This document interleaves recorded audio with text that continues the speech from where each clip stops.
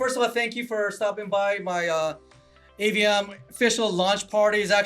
It's really our launch party to this new office that we moved in, really, and also we're being part of Zillow Flex. But for those who don't know, Amy, introduce yourself real quick. Well, hello. How do you not know me? No, I'm just kidding. I'm Amy, so I'm with Ticor Title. I've been at Ticor for like a million years, and I'm out there in those real estate streets slinging some title insurance. This is what we do, right? It's what we do. And what do you like to do for fun, Amy? Let's I know everybody wants to know business. Nobody wants to hear business. What do you do for fun, Amy? Horses. Horses. Barrel race. I've seen some of your videos. Was that really you? That was me. Wow. No, it was AI. It was AI? No. That has to be AI.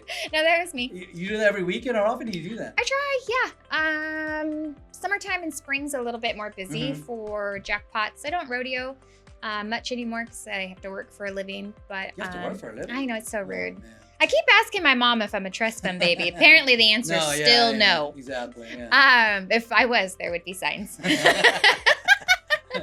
But yeah, no, horses is definitely my thing. So usually that's what I do in my off time. That's Keeps awesome. me pretty busy. How often do you do that? Like every weekend or just so often? Mostly I went last night. Yeah. Yeah, there's a little jackpot last night out in Riverside. Wow. But a lot of So weekends. a lot of these are competition then, is that? Yeah. So you win money, you enter Yeah. for money, and then at like the bigger competitions, you win trailers and saddles and buckles and Oh, that's awesome. millions of dollars. Yes. How long you been doing this? My whole life. Whole life, huh? Yeah, I've had horses since I was super small. Like every little girl wants a pony, right? Yeah. So then that's your quickest way to bankruptcy. You didn't know? Right. Start with a pony. But no, I grew up with horses. That's awesome. That's amazing. So, all right. So, title. I know real estate market in 2025. What are you seeing out there, Amy? What are you seeing with? I know you deal with a lot more different type of agents, other offices. What are you seeing right now on the real estate market, or just real estate in general from agents? Is the market picking up? Is it kind of stagnant? Is it slow? We can keep it real, all right? Yeah, keep it real. That's Okay, all I cool. want to hear. Gosh, been in real estate for a long time, but so 2025 it's been interesting. It's busy. There's a ton of traction. Our openings are up, escrows are up, closings are up. So we are in our selling season, but it seems listings are sitting longer, and when you price them aggressively, they go into escrow quicker. Yeah. So, and I feel like for you guys, it's probably hard conversations to have with your seller. But when they're marketed and priced aggressively, they are moving. But we have inventory. It's been fun. I'm having fun. That's awesome. We kicked off with selling season, and this is like the funnest time of year for us. Oh yeah. I mean, that's what I tell my agents. I mean, spring and summer is what you make the money, right? Yeah, but if you haven't done all the things prior to that, then you're behind, right? Yeah. So you have to be consistent with marketing, dialing for dollars, like whatever your niche is, but you can't be like one dimensional, right? So you can't just do this one thing and grow your business overnight. You have to do a multitude of layers and dimensions in real estate, and being a realtor is not easy. I have a ton of respect for you guys. You have to be a marketer. You have to be a therapist. Right. You have to be a negotiator. You have to be a hunter of business. Oh, yeah, of course. Yeah, so you wear a lot of hats and you keep all these You also things. gotta be a dancer too, so you can make those. Oh, that's dance videos right. For, That's you know, right. for your social media, right? That's right. I have two left feet, so I couldn't be a dancer. See, I can't ride a horse, so I gotta learn how to dance. The only pony I ride is the pony, from Genuine. You know what I'm saying? That's a good song. Cue the music, DJ. Play the music. Here you go. This is gonna be a meme now. That's good. Yeah, but real estate 2025, it's good. It's getting better. Hang in there. The ones that have survived are gangster. Oh yeah, exactly. You got to be a gangster. You gotta be a gangster in this industry. But I'm glad you brought that point, because like I said, there's a lot of listings that are sitting on the market. A lot of price reductions. Probably seeing a lot of price reductions. It's funny. I had me and one of my agents actually drove up to Anza yesterday to discuss about one of their listings that is still on the market. It's 35 days on the market. 35 days. Yeah. But that's a special buyer. Exactly. Yeah. And that's the thing, which is true. Us agents, we want to get that sold in 30 days or less. 100%. But it's also the same time, it's so local, what the market is. And it was right. Of course, as an agent, we want to get that sold. So we're just, hey, let's push the price down. But of course, hearing from the client that they're no longer in a rush that they have to move by August, right? Because that was the initial conversation. Hey, I need to get to a house so my kids could, be school by August.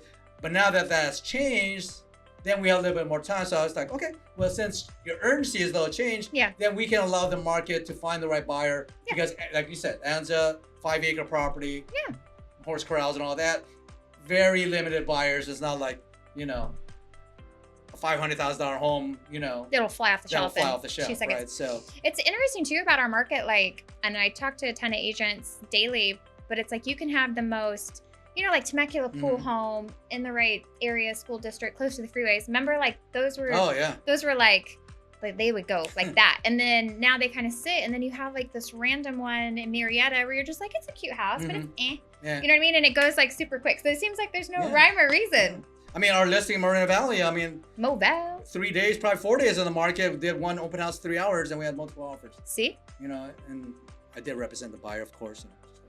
And that, but right. So even the listing before that, the one in Rockwood, Moreno Valley. The funny thing is, and this is, I'm not sure if I shared this with you, we had a listing in Moreno Valley, the one in Rockwood, 21 days on the market. You know how many agents called me to show that property? None. 0. Yeah, I guessed right. Right, 0. But because we were diligent and consistent with doing open house every day, even doing weekends, I did one on actual Memorial Day, even though nobody showed up, but we were able to find the buyer that actually, one of the neighbors. But all the neighbors saw you working? Exactly. That was the neighbor that actually stopped by our open house twice and saw our listing, was interested in, and then we actually scheduled an appointment for them to see their house. Long story short, got her accepted in that house and then listed her house. So louder for the people in the back. So open houses work?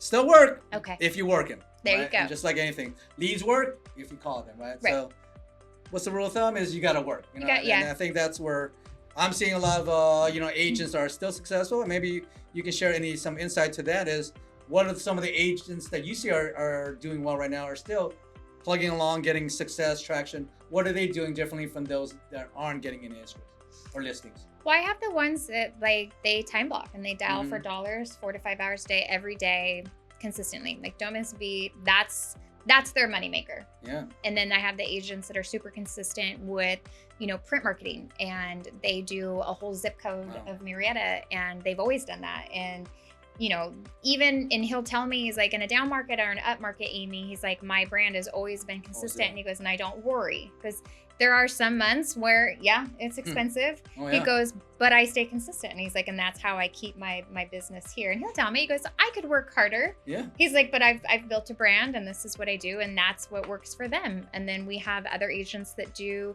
a ton of, online lead gen, and that's their bread and butter, and they're super good at that. And they spend the money for pay-per-click and do all the SEO because they're like the techie smart, people. So everyone kind of has their niche. I'm more of an in-person person. So I guess maybe if I was an agent, I would do maybe more of like your traditional stuff, face-to-face, farming, talking, print mail. So like we all are different. So marketing to me is like love languages. Have you ever read that book, The 5 Love Languages? Yeah. It's a good book. I actually, did you write it? My wife or ex-wife now gave me that book. She sent you a copy? She gave me the book. Well, we separated. I think I only read the first 2. No, I feel bad. So maybe I should have maybe you should read it. Maybe I should read that. But they have the work 5 languages of work or something too. They have one too. See, I should probably read that one. They have one too. Have you seen that? Yeah. No, I haven't, but I'm gonna get it. Yeah. But I bring it up because when you learn like your communication style, and then you can learn to read other people's communication style, then you can talk to them. Yeah. So when you're in sales, what do we have to do? We have to read their room. We have to learn how to communicate. We have to, I'm a talker. So when I sit with somebody who's just a direct D driver type of personality, they don't want to hear me do this, right? Like just land the plane, don't circle the tarmac, right? Yeah. Exactly. So you just have to learn, what works for you and how to communicate with your people and your audience and your strengths. And that's a huge part, I think, of marketing in real estate. Oh yeah. And I think that's a skill that even if you've been to a lot of my meetings, I try to focus on my team is being more of a consultant, being able to identify where they are in the sales funnel, and also learning, what's the trigger, what the real motivation is, if they're really motivated to sell or buy, and being able to understand that so you can help guide them. Because in the end of the day, like I share people with my agents, our job is just to guide them through the process. The ones who do well in real estate are the ones that do better in guiding them through the process, explaining through the process, or letting their preferred partners like title. Like somebody asked me a question on title, I may or may not the answer, but I'm gonna go ahead and either verify with you or have them reach out to somebody who knows more about that. I talk to tons of buyers and sellers daily. Yeah. And buyers are super savvy. Yeah. Like they call me with some really good questions. I'm like, I am impressed, sir. Exactly. So, but imagine if me or one of my agents try to answer that question and they, you know, they're like, whoa, this guy doesn't know what he's talking about. Or more importantly, we say the wrong thing. It's even worse. So like I said, that's why I have my preferred partners like Amy here and other preferred partners, because they make my job easier. And that's one thing that in the very beginning of real estate, when I first started, I was trying to do everything. I was trying to answer every question on the loan, read every document on the escrow docs, look at all the prelims. Not that I don't do this, but I'm like, Amy already checked this, so I think we're good. You know what I'm saying? Like, I still would verify, but like, I'm not reading it and spending all my time doing all that. Yeah, because that's going to take away from your prospecting or you running your business or your brokerage. Yeah. Yeah. And it's good to know enough to be dangerous, but if it's not your lane, then that's what you have a team for. And that's where I think one of the biggest tips that I can share for any agents or even my agents is that leverage, learn, leverage that. That's where I'm able to do what I'm doing right now, still be a producing agent, still be a managing broker, still being a counselor, still doing my dance videos, still making all my reels, still commenting on all my posts on Facebook, Instagram, TikTok, engaging with my OnlyFans page, whatever it is, right? Right, Amy? It's because I have leverage. I have Amy here. I have Amy here that I can just, hey, Amy, look up, give me a prelim, anything I should know, so I don't have to worry about it. So as we wrap this up, anything you want to share, any tips for any realtors or anything we should know about the real estate market or anything general that you want to just share with us? I don't know. I think you touched on a bunch of things that I think are important that we overlook a lot of the basic things. Mm-hmm. So showing up. Showing up, yeah. Even when you don't want to. Yeah. There's days you don't want to, but I feel like we wake up unemployed every day. That's, exactly. I've been unemployed for over 20 plus years. Yeah, go hustle. Because if you're not, someone else is going to. Consistency and just ask questions. Like, even if it's not something that I know or that you know, but you have somebody you can refer them to, just do it and ask questions. Don't overthink it either, because I feel like we overthink a lot of things. Overanalyze. Oh, I can't do that because I gotta make it right, or I gotta make it perfect, or this. Just do it and tweak it. If it didn't work, change little things and make it better. Oh, my OnlyFans page is calling. Oh, there you go. Customers. Just kidding. But real estate's easy. We overcomplicate it. Yeah, fair enough. Overanalyze, you get paralyzed, right? So yeah. All right. So how can they find Amy? If there's an agent here that still doesn't know Amy, how can they get in touch? How can they find you? No, just kidding. So you want my cell phone number? Yeah, whatever you want. You can find me on Instagram, on the gram. It's Amy4 Title. And then my cell's 951-240-0330. I think I've had that cell phone number for 20 years. Just for title purposes, guys, all right? I got some friends on Instagram. They're like, oh, hey, holla. Don't make it weird.